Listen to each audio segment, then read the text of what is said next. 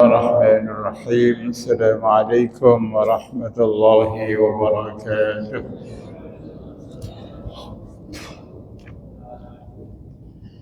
بسم الله، الحمد لله، والصلاة والسلام على رسول الله وعلى آله وأصحابه ومواله. لا حول ولا قوة إلا بالله العلي العظيم. قال رب اشرح لي صدري ويسر لي أمري واحلل عقدة من لساني يفقهوا قولي. إلى حضرة النبي المصطفى رسول الله صلى الله عليه وسلم وآله وزواجه وذرية أصحابه وجميع إخواني من الأنبياء والمرسلين والأولياء والشهداء والصالحين وجميع الملائكة المكرمين ولي المؤمنين والمؤمنات والمسلمين والمسلمات، خصوصا آبائنا وأمهاتنا وجداتنا وجداتنا، وإلى حضرة الخصوص المؤسس بهذا المسجد الواقف والمدبر والمحرك، شيء لله لهم الفاتحة. أعوذ بالله من الشيطان الرجيم. بسم الله الرحمن الرحيم. الحمد لله رب العالمين الرحمن الرحيم مالك يوم الدين، إياك نعبد وإياك نستعين، اهدنا الصراط المستقيم صراط الذين أنعمت عليهم غير المغضوب عليهم ولا الضالين، آمين. Bapak Ibu jemaah sekalian rahimakumullah, mari kita lanjutkan kajian kita surah Al-Hujurat ayat 11. A'udzu billahi minasy syaithanir rajim. Bismillahirrahmanirrahim. Ya أيها الذين آمنوا لا يسخر قوم من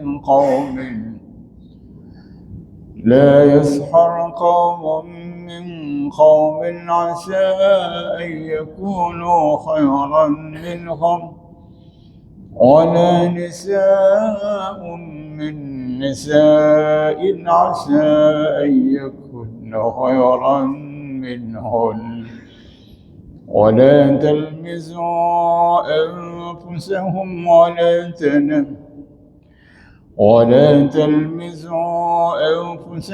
ولا تنابزوا بالألقاب، بئس الاسم الفسوق بعد الإيمان ومن لم يتب فأولئك هم الظالمون.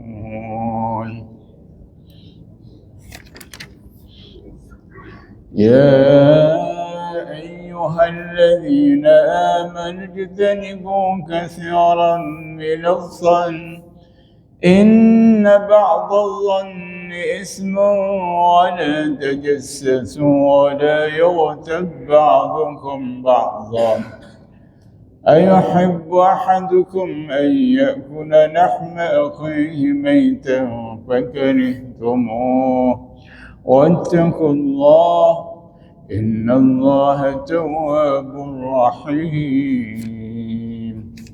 صدق الله العظيم.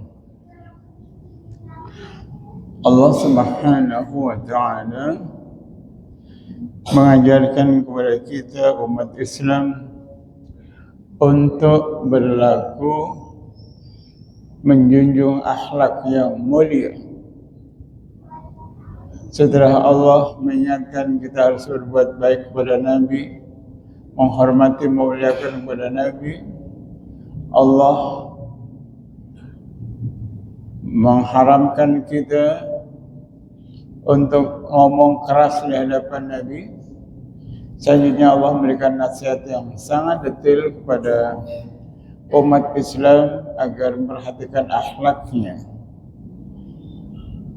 2 minggu yang lalu dikatakan innamal mu'minuna ikhwah, sesungguhnya orang-orang mukmin itu saudara. Faslihu baina akhwaikum, maka persaudarakanlah di antara sekalian, saudara kalian. Wattaqullah, bertakwalah kepada Allah, la'allakum turhamun, mudah-mudahan kalian mendapatkan rahmat. Ayat 10. Setelah Allah mengangkat antara kita orang beriman adalah saudara, karena itu maka Allah berfirman, ya ayyuhalladzina amanu, orang-orang yang beriman, la yaskhar qaumun min qaumin, jangan kaum menghina kaum yang lain.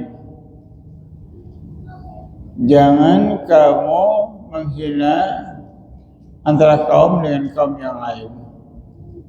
Asa ayyakunu, boleh jadi keadaan itu khairan minhun, orang yang dihina itu lebih baik daripada yang menghina.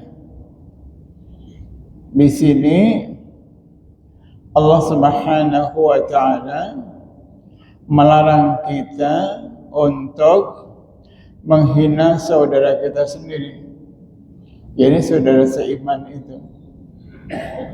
Ketika kita menghina saudara kita, hakikatnya kita lagi mencela, menghina diri kita sendiri.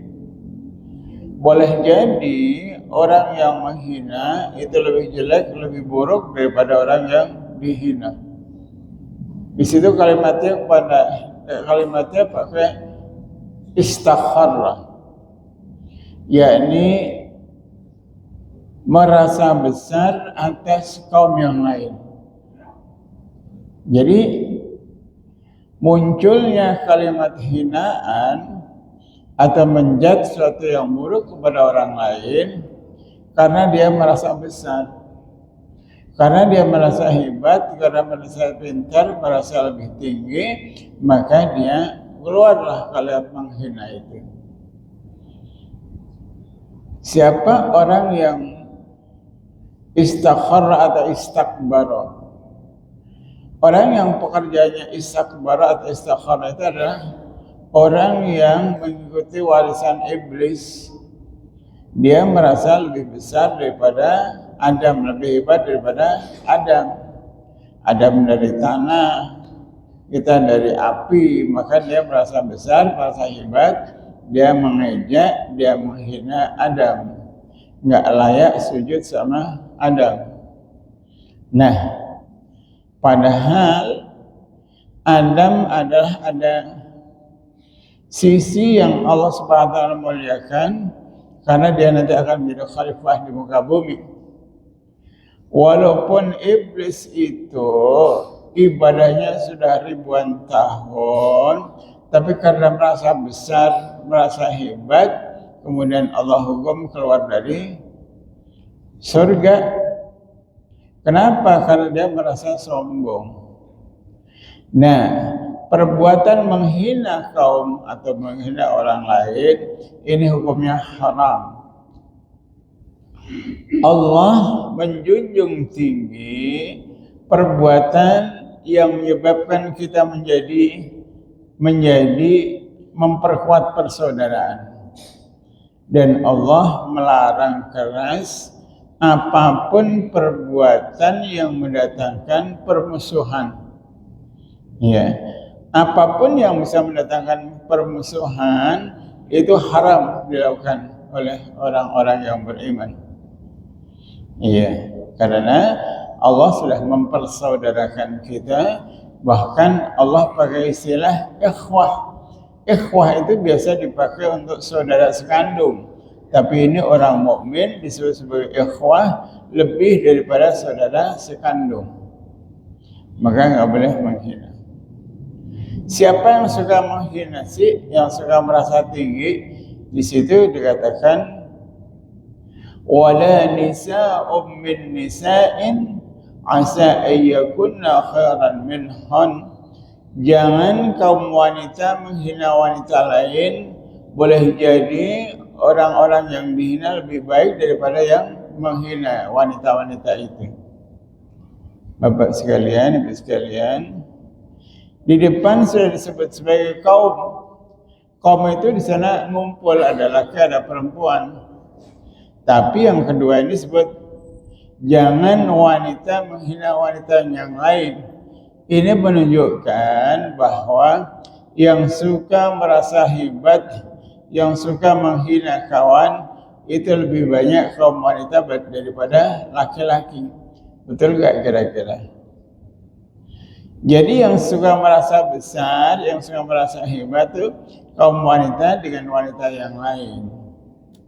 Kalau wanita itu Masya Allah, kalau dia tidak suka sama orang lain, maka apapun bisa menjadi ejekan, menjadi hal yang buruk di mata dia.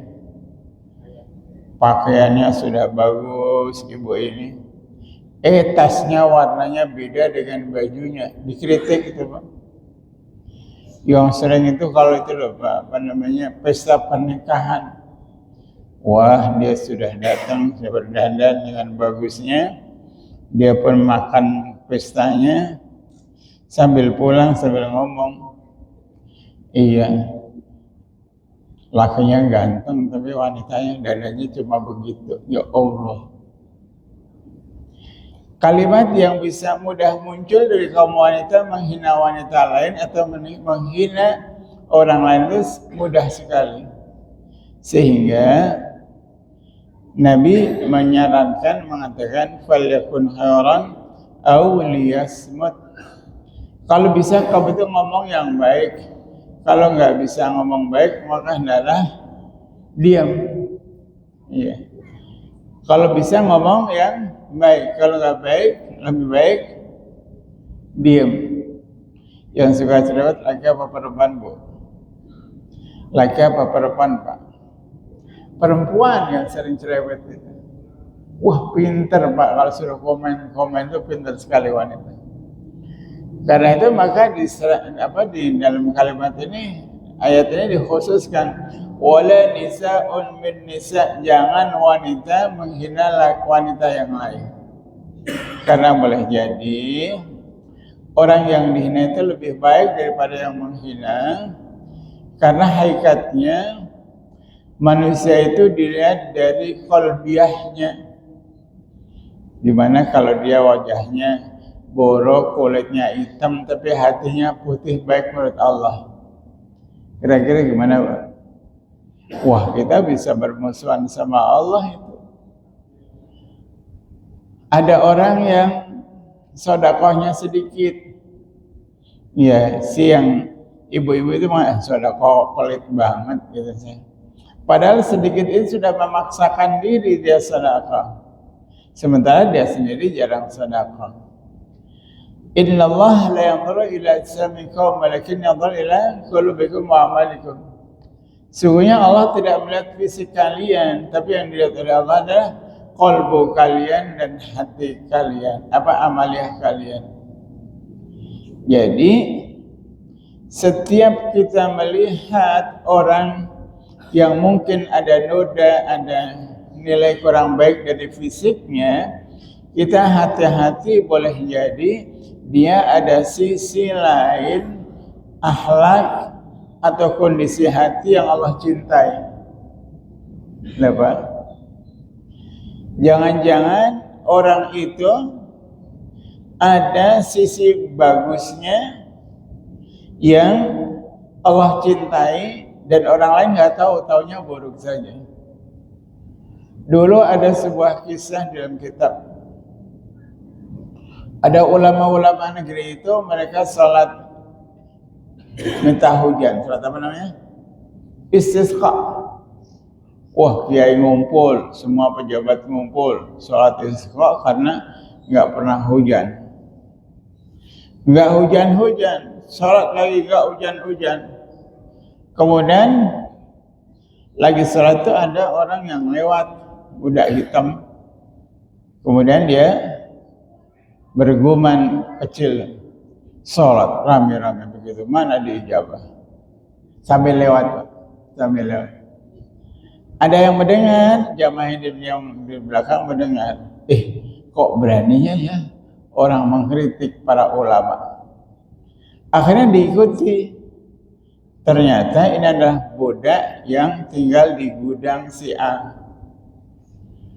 Setelah itu kemudian dia ngomong sama majikannya, majikan, Anda punya budak yang ciri-cirinya seperti ini, saya mohon untuk ketemu. Akhirnya begitu ketemu, dia bilang bahwa saya mohon dia yang berdoa agar supaya cepat turun hujan. Budak yang mana? Ada saya tahu nanti kalau keluar. Si majikannya itu membawa keluar budak itu juga tidak dengan sopan, dijewer. Apa ini yang dimaksud? Ya Tuhan, ini orang yang saya cari. Akhirnya ulama ngumpul minta tolong doain agar segera Allah memberikan hujan. Benar begitu dia berdoa, hujan turun. Jadi boleh jadi penampilannya itu tidak meyakinkan, bahkan buruk, tapi ada sisi yang baik. Mungkin baktinya kepada orang tua bagus, sholatnya lebih khusyuk, omongnya lebih jujur, lisannya dia berhati-hati kalau ngomong. Boleh jadi itu dipantau oleh Allah, sementara kita nggak tahu. Karena itu maka kita tidak dibolehkan menilai orang itu hanya dari unsur fisiknya, Pak. Ada orang kalau bacaannya itu fasih, ayatnya panjang. Tapi hatinya gimana ketika dia salat itu? Nyambung apa enggak? Usul apa enggak? Nah, itu enggak tahu juga. Padahal kan kita selalu milih yang kriterianya A, B, C, D. Tidak pernah kita melihat dari sisi yang lebih dalam lagi. Karena itu maka kita harus hati-hati dengan orang. Termasuk itu loh Pak, pengemis, orang yang minta-minta. Kita ini merasa kaya, merasa punya. Sehingga ketika ada orang peminta-minta, kita langsung menganggap dia itu, dia gagah masih minta, dia begini masih minta, dan seterusnya.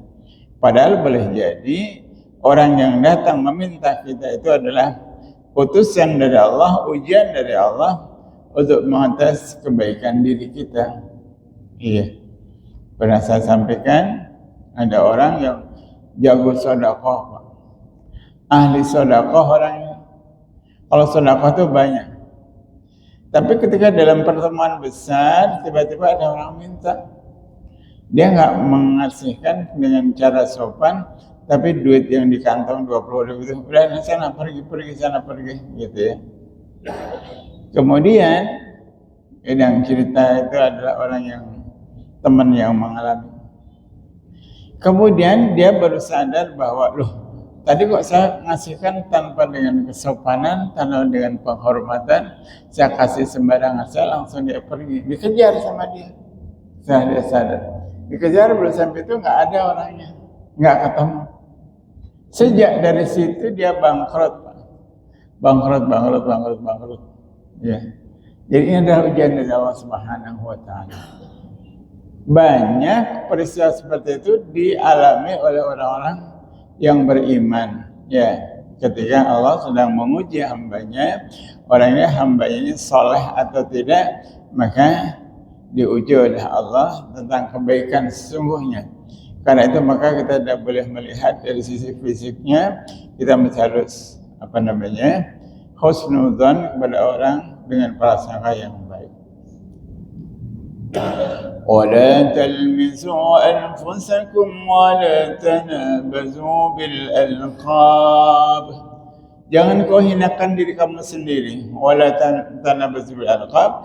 Jangan kalian saling manggil-manggil dengan panggilan yang enggak benar atau panggilan yang enggak sopan, panggilan yang menyakiti. Yang pertama, wala talmizu anfusakum. Jangan kamu menghina dirimu sendiri. Ya tadi bahwa umat Islam itu adalah saudara kita, jangan kita menghina mereka. Hakikatnya kalau kita menghina orang Islam, hakikatnya menghina diri kita sendiri. Ya, hakikatnya kita menghina diri kita sendiri karena dia adalah saudara kita.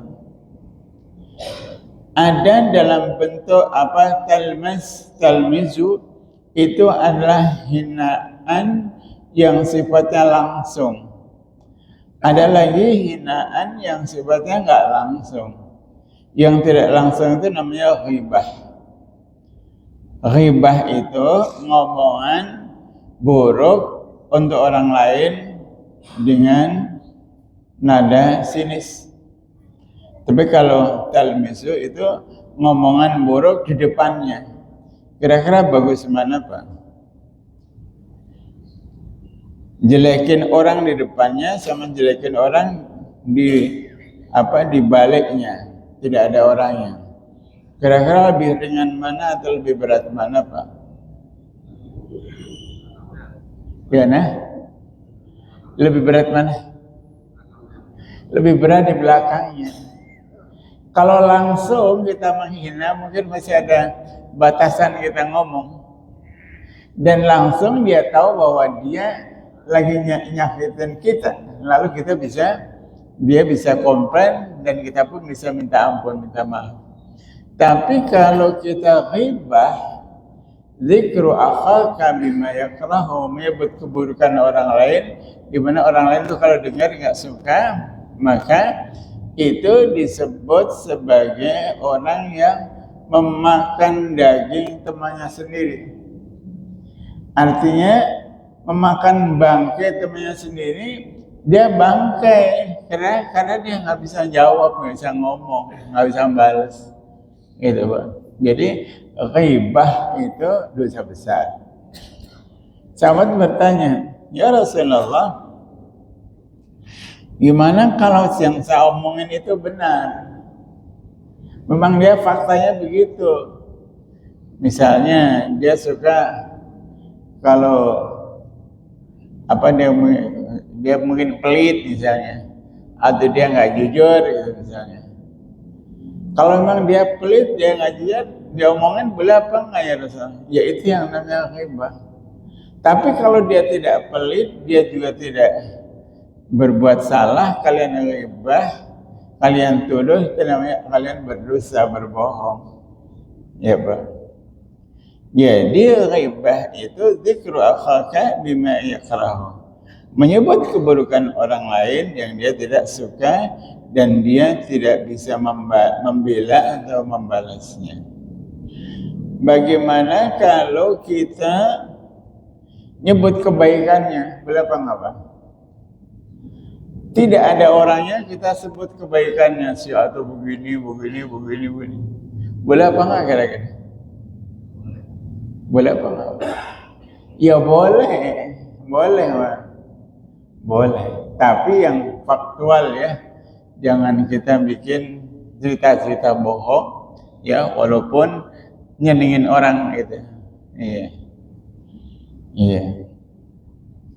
Jadi kalau kita nyebut kebaikan orang lain tidak ada, maka tidak berdosa. Terus kalau menyebut keburukannya, maka kita berdosa.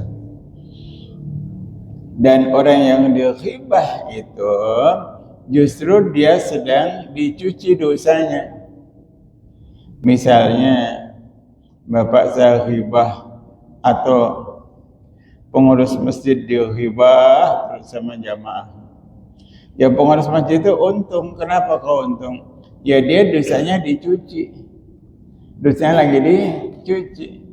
Maka nggak usah kita komplain atau nggak usah kita takut untuk dibilang buruk. Kalau memang kita tidak buruk, ya kita jalan saja.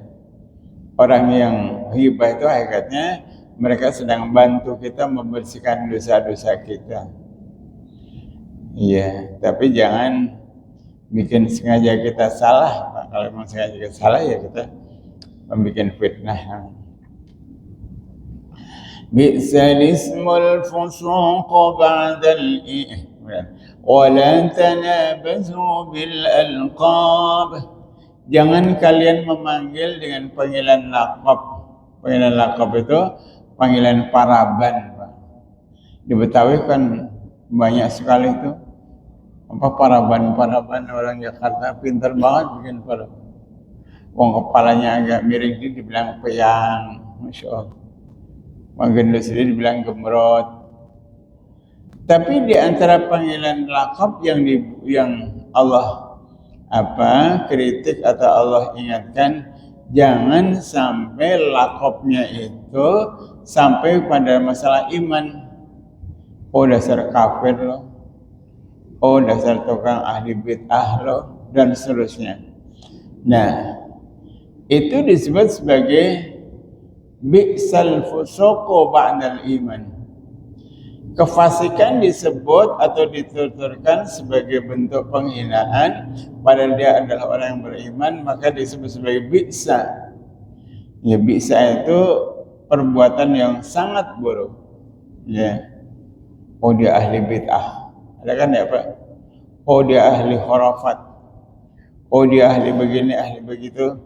Itu panggilan lakab yang dikeluarkan atau yang kita keluarkan untuk menilai orang, itu buruk sekali. Nggak boleh kita memanggil lakab seperti itu.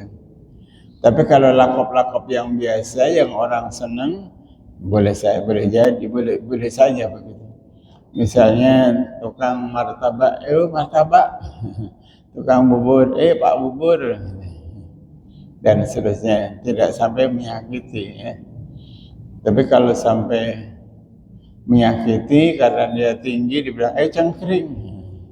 Yang gendut, gebrot. Itu dosa kan, tapi tidak terlalu parah. Tapi kalau sudah memanggil dengan kalimat kafir, fasik, munafik, masya Allah, bahaya sekali itu. Ya, karena orang yang menuduh dia kafir, pada dia tidak kafir, hakikatnya kekafiran itu jatuh pada dia sendiri. Hadis itu. Orang yang menuduh dia musyrik, padahal dia tidak musyrik, maka kemusyrikannya itu jatuh kepada yang menuduh, Pak. Ya. Orang memanggil kita kafir padahal dia masih muslim, masih mukmin, maka kekafirannya balik pada diri sendiri. Orang mengatakan, oh dia ahli bid'ah, padahal dia tidak bid'ah, dia sunnah, maka dia adalah orang yang ahli bid'ah sendiri. Jadi ungkapan yang dia keluarkan itu jatuhnya kepada diri sendiri. Wa man lam yatub faulaika humuz zalimun. Kalau dia enggak bertobat, maka dia dikategorikan sebagai orang yang zalim, kan gitu. Kan banyak Pak yang menilai si A itu musyrik, si A itu syirik dan seterusnya gara-gara dia rajin ziarah. Rajin ziarah disebut sebagai musyrik. Kemudian dia rajin sholat sunnah, dikatakan, dia ahli bid'ah. Masya Allah, yang seperti itu panggilan-panggilan sunnah adalah panggilan yang sangat buruk dan Allah tidak menyukainya. Baik, saya kira itu. Silakan ada tanya jawab. Ya. Ya.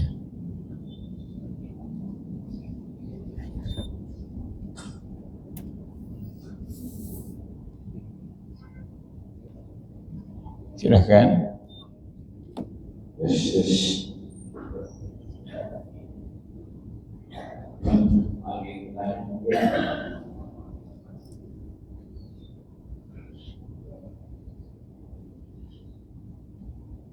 Assalamualaikum warahmatullahi wabarakatuh. Ini Pak Kiai tentang iman tadi. Bagaimana dipatuhi benar-benar kepimpinan. Dari sekarang lagi dibuat dari masalah Jokowi dengan palsu. Kurang jauh, nggak jelas kurang jauh. Ya. Bagaimana bukan iman, dari dipatuhi dan kepimpinan. Dari sekarang masalah Jokowi misalnya palsu. Jadi kan apa beritanya ada yang pro, ada yang benar, ada yang bilang ini itu. Kemudian kedua masalah bicara kafir tadi misalnya. Ada misalnya orang yang tadi tidak cuma itu dengan cakapnya. Sementara ada yang kafir mungkin jarang berjalannya cuma apa itu terus kafir. Bukan.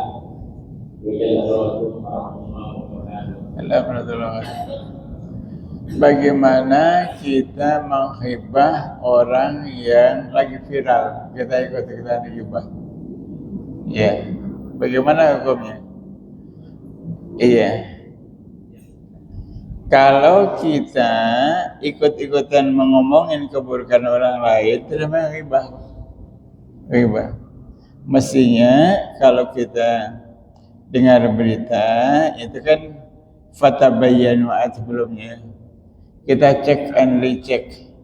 Kalau kita nggak tahu faktanya, ya kita mengatakan wallahu alam, nggak tahu lah. Ya, nggak tahu artinya kita stuck di situ, diam, tidak ikut ghibah, tidak ikut memojokkan dia. Tapi ghibah itu boleh dilakukan oleh orang yang menyelidiki, boleh, oleh hakim boleh, oleh jaksa boleh, oleh orang-orang yang mencari kebenaran boleh. Tapi kalau kita hanya dengar-dengar karena kita nggak suka sama si A, kemudian kita ikut-ikutan, ya emang begitu kok dia, padahal kita nggak tahu faktanya, itu ghibah. Nah, bagaimana hukum orang yang seperti itu? Di dalam Quran dikatakan bahwa likulli imri'in maktasaba minal ism. Tiap manusia itu bisa ambil andil kadar dosanya. Jadi likulli maktasaba minal ism. Jadi kita ngambil peran bikin berbuat dosa seperti itu. Ya, jadi kita nggak boleh ikut-ikutan. Misalnya ada tetangganya yang dituduh dia serong, Pak. Kemudian dia nggak tahu, baru dengar-dengar, dia juga ikut menyebarkan. Oh, ini dosa, Pak. Dan itu yang terjadi kepada Bunda Siti Aisyah yang difitnah oleh seorang Yahudi. Dianggap Aisyah berbuat serong. Yang lain yang ikut-ikutan itu disebut Allah likulli imri'in minhum maktasaba, yang ikut-ikutan nuduh Aisyah, dia juga dapat bagian dosa, gitu. Termasuk masalah ijazah sama aja. Mestinya bagaimana? Kita tawakuf, kita diem, kita nggak usah ikut komen. Oh, kita tuh kan subur banget yang namanya ngeritik pimpinan. Dulu yang dikritik Soeharto aja, Butin aja, ya, dia mandul. Ya, kita lagi ngirim pahala sama dia. Yang kedua tadi apa?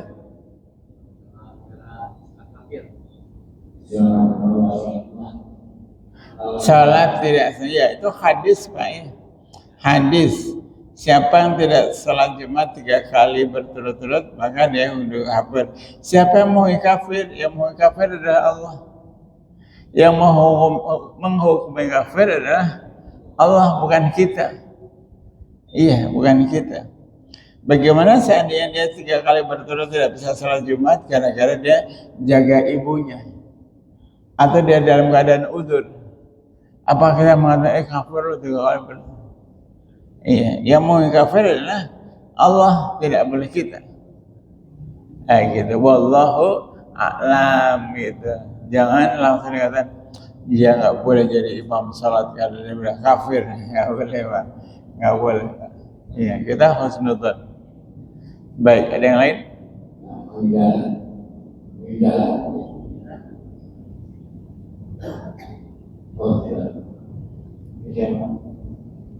Silakan.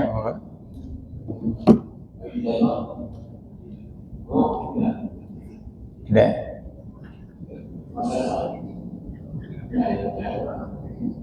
Ada.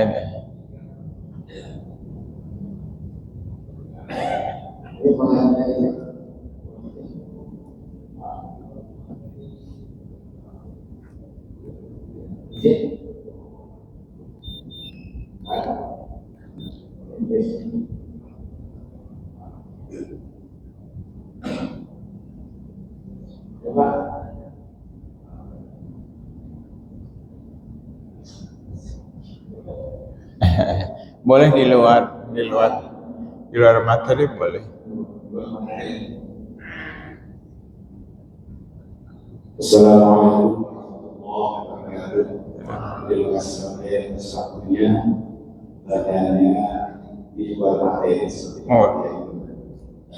Ketika kita melihat kesalahan dari hukum yang kita tahu, karena hukum kan ada yang kita tahu salah, tapi mungkin dari yang lain digunakan. Contoh berwudu, ketika kita melihat orang berwudu membasuh atau menyiram tangan tidak sampai dengan ini, sikap kita langsung gor atau diam. Karena yang saya tahu Madhab Syafi'i kan sampai situ dulu, sementara ada yang asal-asal. Kalau tidak tahu seperti orang ini tidak. Nah, ini soalnya apakah kita diam? Apakah kita menegur tentunya dengan cara halus, berbisik, bagaimana? Terima kasih. Salam. Waktu saya kecil diceritain sama Abah. Abah itu cerita ada orang wudu nggak sempurna wudunya. Kemudian Hasan dan Husain mengatakan, Pak, aku mau lomba sama Husain dan Hasan. Siapa yang wudunya bagus? Lihatin ya, katanya. Di bapak itu dijadikan sebagai hakim untuk menilai mana yang bagus antara Hasan dan Husain. Nah, Hasan wudunya sempurna kan gitu. Sudah selesai, mereka bertanya doanya itu, bagusan mana? Bagusan apa? Saya Pak Husain gitu. Dia mengatakan dua-duanya bagus, yang nggak bagus sebetulnya saya. Gitu. Jadi bagaimana cara dakwah kayak itu? Luar biasa itu. Orang itu disalahkan tapi diposisikan mulia. Nah, gimana itu? Memposisikan orang salah, menasihati orang salah, tapi dia tidak tersinggung karena bahkan merasa dimuliakan. Jadi wajibnya kita ya menegur, harus menegur. Kalau tidak tegur, maka dia akan salah selamanya. Tapi jangan sampai cara menegur kita itu dengan menyakitkan mereka. Iya, misalnya, Pak, bisa main ke rumah ya? Dan seterusnya. Pak, bisa kita ngaji yuk, kita terus sama Ustaz yuk. Pak, saya mau gini. Jadi dengan cara yang halus sehingga dia mendapatkan pelajaran tapi tanpa merasa tersakit. Tapi kalau negur di tengah orang banyak, salah tuh, kurang tuh, salah. Ini bahaya. Jadi makanya dalam Quran disebutkan ud'u ila sabili rabbika bil hikmah wal mau'izil hasan. Ajalah kebaikan mereka dengan cara yang bijak dan nasihat yang baik. Saya kira itu. Jadi saya kira pola-pola seperti itu diajarkan oleh Nabi dan para sahabat yang lain. Baik, ada lagi? Masih ada sebenarnya satu lagi kalau ada.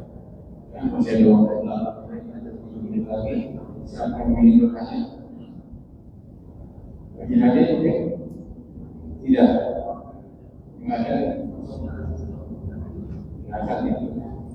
Baik, saya akan mengambil kesimpulan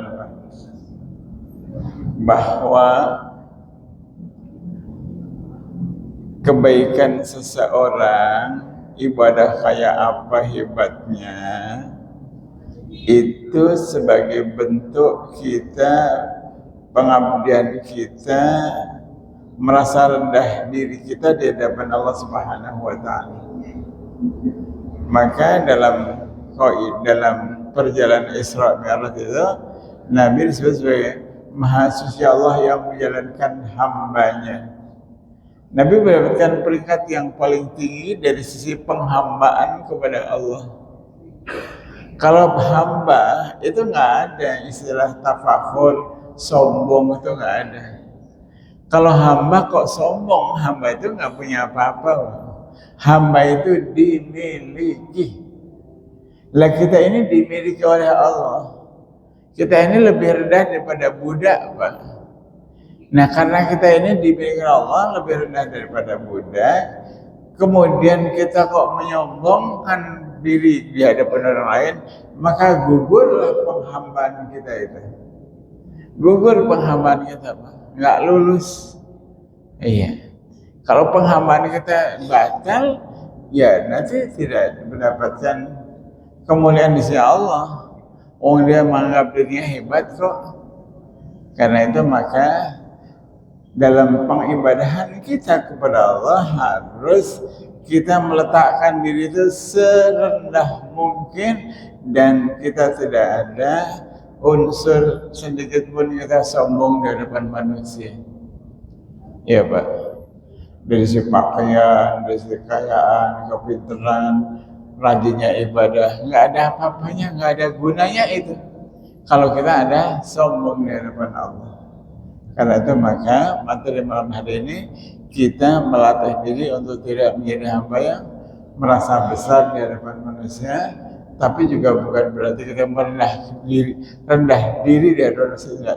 Kita adalah hamba Allah yang mulia, hamba Allah yang terhormat. Saya kira itu saja.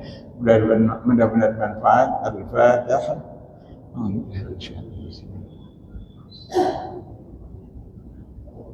Ya, karam dia.